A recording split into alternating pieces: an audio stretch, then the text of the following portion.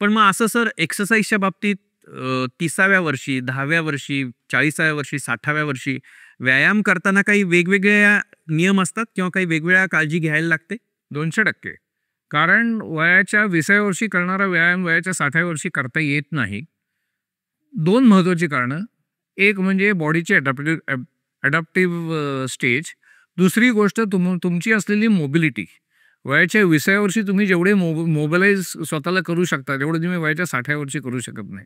ते बॉडीला आलेली रिजिडिटी ही प्रचंड प्रमाणामध्ये अफेक्ट करते तुमच्या व्यायामाला. त्याच्यामुळे प्रत्येक एजनुसार तुम्ही व्यायाम ठरवले पाहिजेत. प्रत्येक exercise is totally subjective. It cannot be the same rule applied to everyone.